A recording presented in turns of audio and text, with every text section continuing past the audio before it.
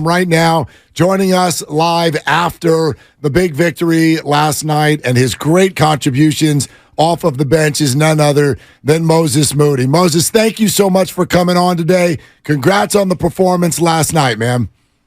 Thank you. No problem. Appreciate you for having me. Yeah, great to talk to you. So I'd love to hear you sort of build on some of the things that you said last night. I thought you certainly insinuated this idea of in the playoffs, you get better. You're kind of built for this. Would you agree with that statement? And how did you sort of foster that characteristic? Yeah, like I said yesterday, just saying, being in those winning environments, always fighting to win, never really playing on bad teams that are just trying to go out there and get the game over with, any of that. So it's the environment that I'm used to. This is the environment that I like to be in, play in. How difficult is it being in the environment that you're not used to, which is not playing a lot, and then being asked to come in and play? How do you keep yourself sharp and keep your mind ready for that time when you are going to be asked to play more than you normally do? Yeah, I mean, like I said, like I've always played those minutes. So when I get in, it's just getting back to that rhythm, being comfortable. It is a different situation, obviously, not playing as much as I'm used to and all that. But I mean, just like anything else in life, you got to deal with it and keep it pushing. Moses, I wonder how you would describe this to fans. We hear it a lot. When you play well, we hear people say, yeah, see, now why didn't they play him more this year? But it also feels like recently you addressed the need for you to be learning at the NBA level. How would you describe your playing time journey this year?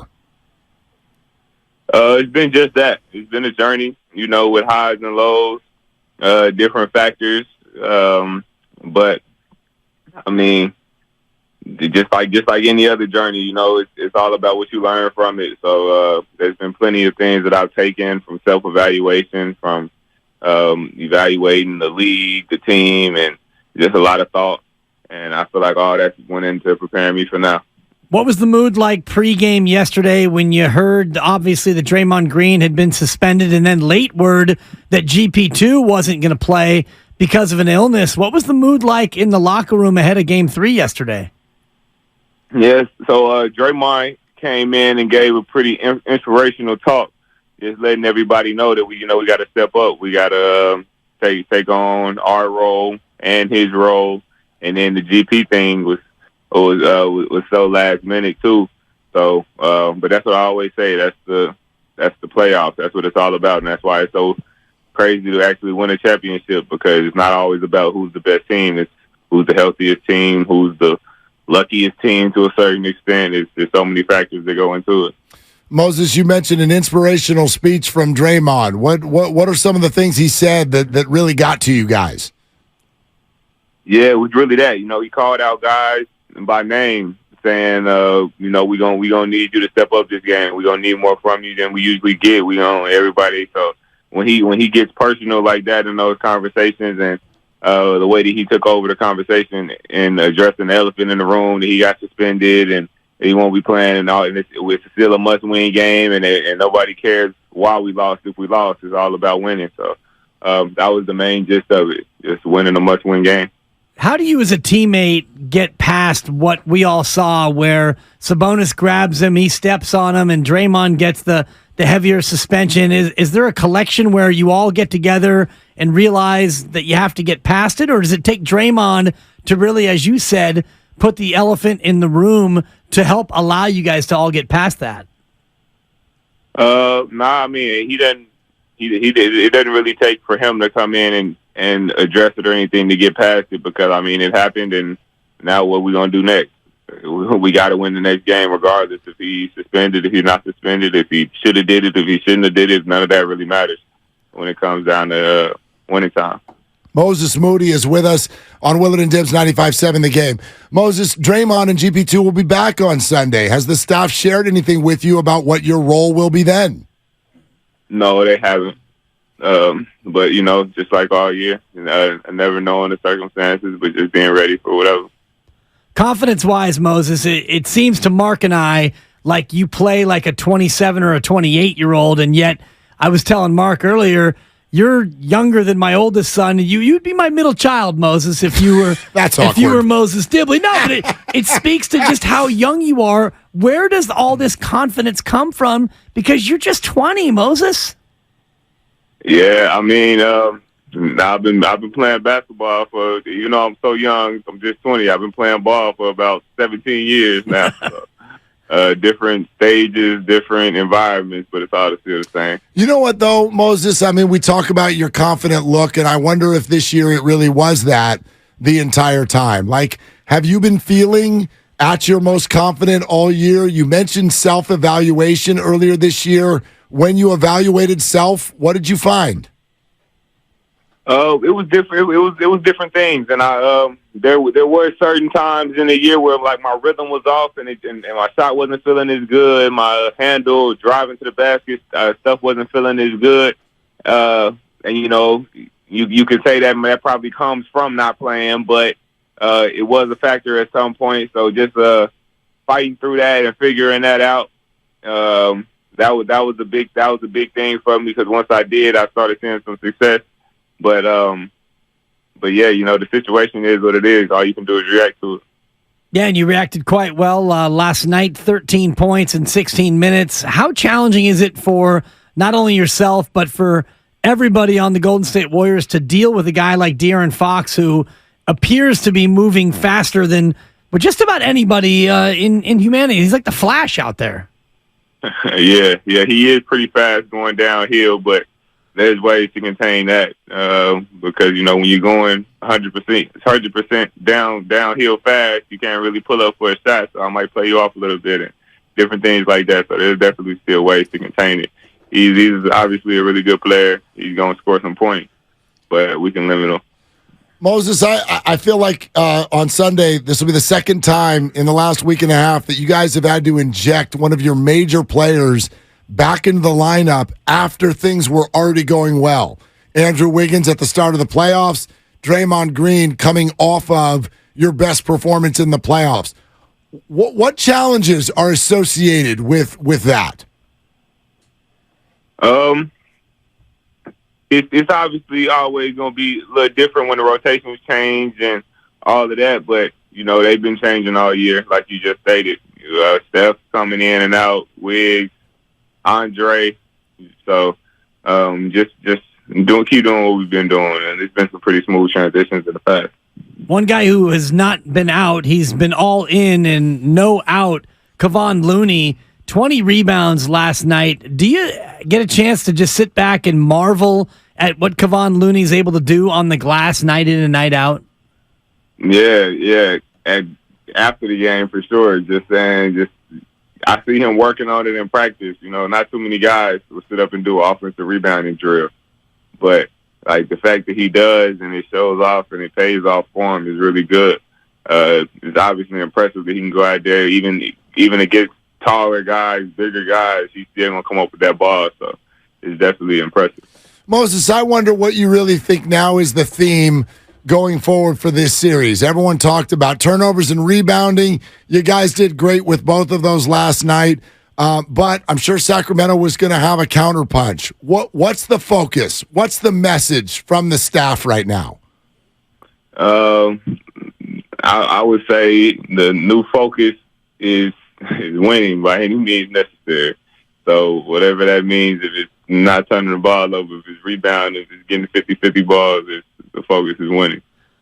It's a weird question, but it's something that the fans obviously latched on to when E40 got kicked out of Game 1 in Sacramento. Is that something that you guys talk about in terms of like maybe second tier or third tier reasons why you want to get motivated, like the E40 factor?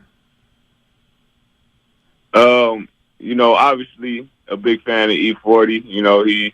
He's the Bay Area, and he shows so much support to the team. So we definitely support him. But, I mean, we don't really need too much extra motivation to want to win this playoff series. But that was a crazy situation. I don't necessarily know the details of it, but, yeah. Moses, I know we're only 3 games into this one. But so far, how would you compare your experience in the playoffs last year to this one? Last year was a journey. You know, it was a lot of highs, a lot of lows. But last year was my first time, so I didn't necessarily know what to expect. I was bright-eyed and bushy-tailed to a certain extent. And everything was a new experience, whether it was my first time in the first round, my first time in the second round, first time in the championship. So everything was new, but now I've seen it, and I kind of know what to expect. Speaking of bright-eyed and bushy-tailed, Sunday 12:30 tip. You probably got to get ready to get to bed here pretty soon.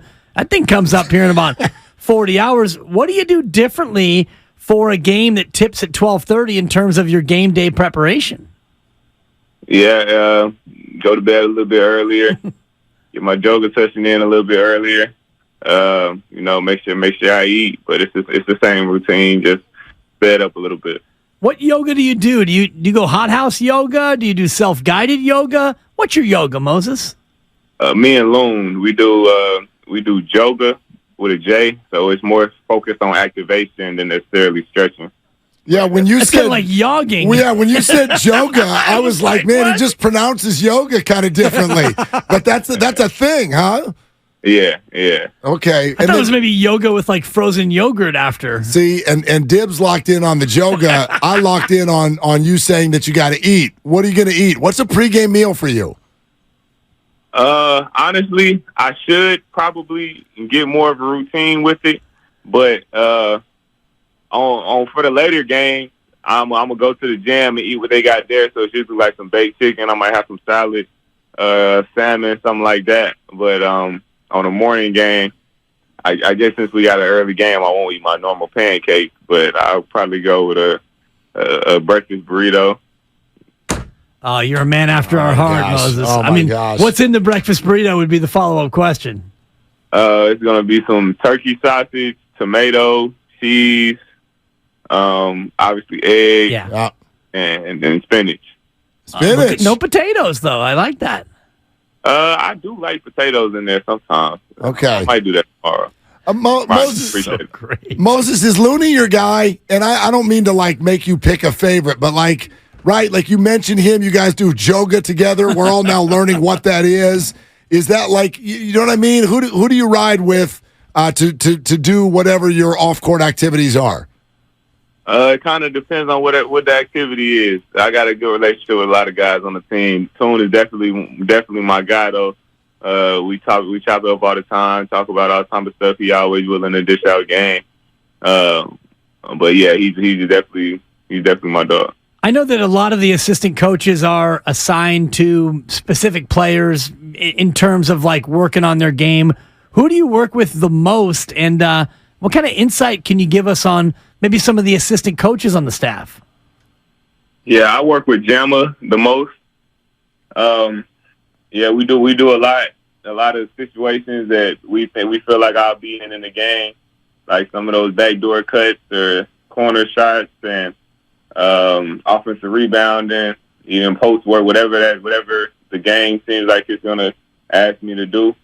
But other guys in there, AV, CD, Lid, Q. Y'all know the coaching staff. Of course. Yep. Moses Moody is with us. Moses, a lot is being made of the crowds in this series, and I've actually, we're wanting Warrior fans. I know you guys are too, to not only be there on time for the 12:30 tip, but to be as loud as possible. The comparison is a little different because in Sacramento, these fans haven't been to a playoff game in 17 years. Warrior fans are used to going to this every year. So, A, what kind of factor is that? And then B, how would you compare last year's Boston crowds to this year's Sacramento crowds as far as a road team? Yeah, this Sacramento crowd they're really loud, and I feel like that's the biggest thing with them, like how loud they are. I'm not necessarily too locked into the fans to really like look people in the eye and know what type of energy they on.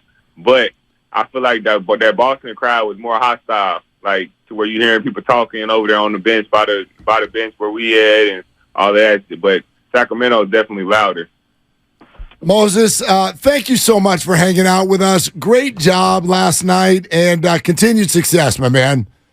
No problem. Thank you. And All enjoy right. the Joga, too. Yeah. Exactly. From Mark and I. And we're going to have to. He's already doing it. Yeah. He's already gone. He's already locked into a yoga session. Yoga. And I guess it's more active. So I guess it is part jogging, part yoga. And I'm going to Google it to see exactly what yoga is.